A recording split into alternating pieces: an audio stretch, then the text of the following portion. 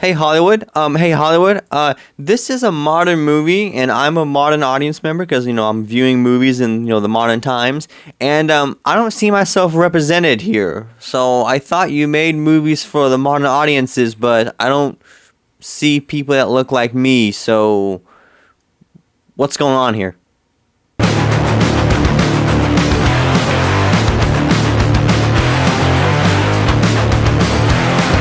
What's rockin' my rock and roll? Today's video is going to be a interesting one, and that it just basically shows Hollywood's hypocrisy when it comes to skin color and all that. So basically, let's just jump right into it. So the trailer came out for a new fantasy film called, where is it? Children of Blood and Bone, which I won't play it here because it's a trailer, so copyright and all that. But I'll throw some images up on the screen. So per Wikipedia, so it's based off of a book written by Tomi Adamaye. I'm sorry if I mispronounced that, but basically, so let's see.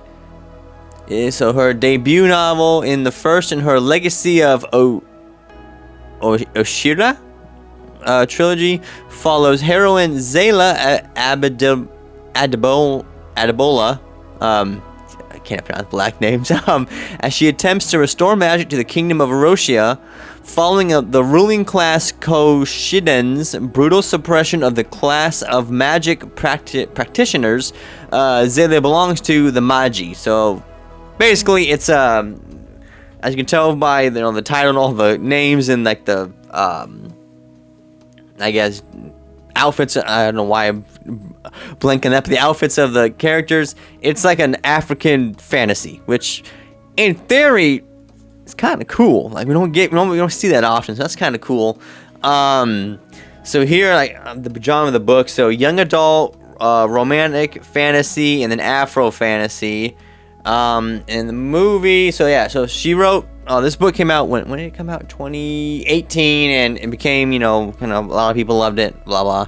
And they're finally making a movie, and based off I'll say this, based off the trailer alone, it looks interesting. Just if you take it at face value, just it's like an African fantasy. That could be kind of cool. But when you just look at it through the lens of Hollywood and how they like to do the modern audiences, especially with the Odyssey is the biggest one that just came out recently, you start to ask questions like, what? Like, let's say with the Odyssey, a fantasy based off of Greek, culture and heritage and mythology was butcherized. You had black people, you had Indian people, you had Asian people, you had feminist modern I guess talk and ideas, so to speak. And everyone, the critics, Hollywood loved it. Oh my God, the modern audiences. Christopher Nolan himself even came out and said, we made this for the modern audiences. Okay, then you have this, which is all. It doesn't matter if they're black. They're just all of the characters one color. It's one skin color, one ethnicity, being represented. Which, at face value, nothing wrong with that. And everyone's praising this. Oh my God, diversity, modern audiences. But it's like, well, they made the Odyssey because they wanted, the characters in the world to look like modern downtown LA for modern audiences, which is, different races living together. But this is just one race, and they're claiming it's modern audiences when it's only one color. So what's going on here? There's a disconnect here. Oh my God, these people, they find anything to complain about. And it gets even funnier because the author, where is this? I don't have the article pulled up, but here. So Children of Blood and Bone author Tomi Adamaye will not watch the film version, officially separating my name. So she came out and was basically like, she was happy, like, hey, my work's finally getting made into a movie, woohoo. And just, last month, well, I guess it's still this month, earlier this month, she started distancing herself from the project. So they hired the director. Who's the director?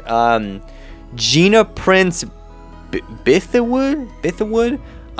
She's basically the most, I guess, well-known thing she's done is that Woman King movie that came out a few years ago, which, again, on face value, it looked kind of interesting. I saw it, I was like, okay, this is interesting. It's like a African war movie. Okay, it could be kind of cool. But then you look up the history of it. That was based off of a real life, a real tribe, and how the black people sold other black people to, as slaves around the world, but yet they're regarded as heroes in the movie, and it's like, uh-oh, what?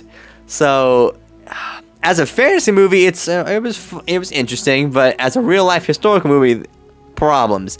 This is it's pure fantasy. So, at one hand, it could be kind of cool, like a different, culture's take on fantasy. Okay, I'm down for that. I really am.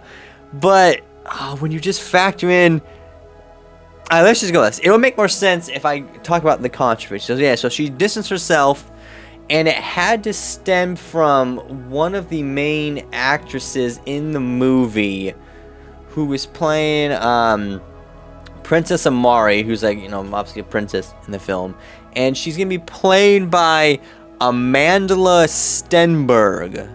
Oh, Berg last name, huh? What group you belong to? Which, I knew that name sounded familiar when I saw it in the trailer. I'm like, where have I heard that name? But basically, she was, the main thing, she was in that Acolyte Star Wars show. Like, she had the dual role, which we know how that turned out. And she had the whole press tour basically playing the victim and how I'm oppressed and all that and blah, blah, which, oh man, the fact that she's getting a big budget movie, which, I mean, on one hand, it's being released in January, so January 2027, which, if you know anything about Hollywood, that's where they release, like, the dead films, because, like, it's January. Half the country, it's cold outside, you don't want to go outside, so they dump, like, the bad movies, like, hey, no one's going to see this, just dump it here. It's like the dead zone.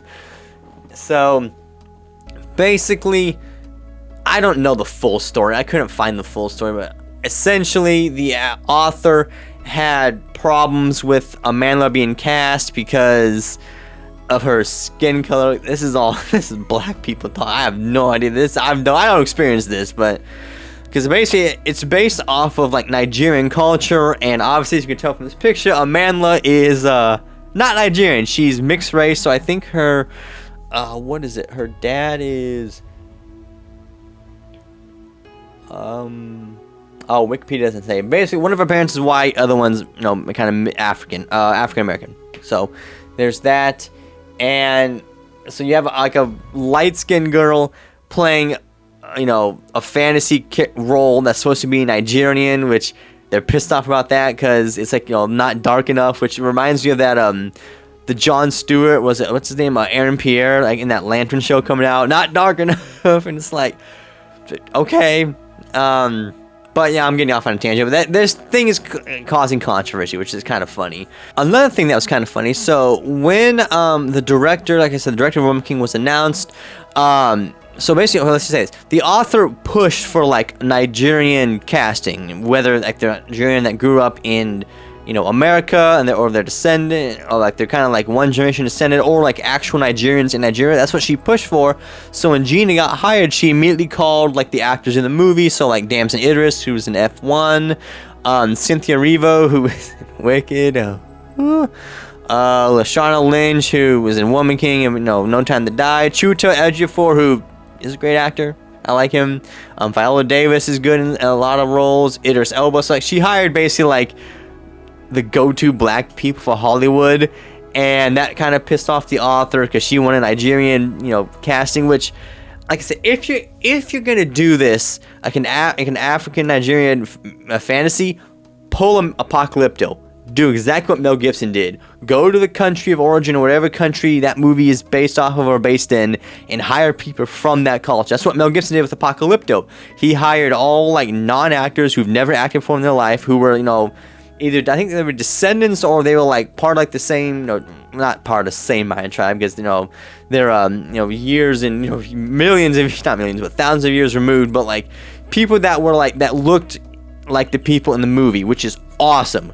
Do that. If you're gonna do it, if you're gonna spend all this money, make it authentic, do this. That would have been so cool. But no, they had to hire, Hollywood people, and that combined with the whole Odyssey modern audience, controversy, just Hollywood cannot just help themselves. They really do just do what they want, and oh man, it's gonna be funny. Like I said, this movie on face value, it looks interesting and fun, cool, but when you look at it through the lens of it's funny that they're pissing off the modern audiences, I guess, with not enough diversity and only diverse in one casting, one race of people. And you also got, the country, Nigeria, which is supposed to be based off of, they're pissed off too, so, because the actors, don't look like them, which granted, I know like Damson is Nigerian descent, but, not good enough apparently. So they're getting like double like whammy from both sides, which is, oh man, it's so funny. It is so funny. At the end of the day, guys, Hollywood just can't help themselves. They will push diversity, quote unquote, in modern audiences, but only when they want to. Only on Western white cultures, as we saw with The Odyssey. But here, you have a movie like this, and all, African fantasy, but it's all one race, which is, not modern audiences, and the one race it's based off of, Nigeria, you don't have any actual Nigerians in the movie, so what gives, Hollywood? I mean, I thought you were inclusive. I thought you liked all people, but apparently not.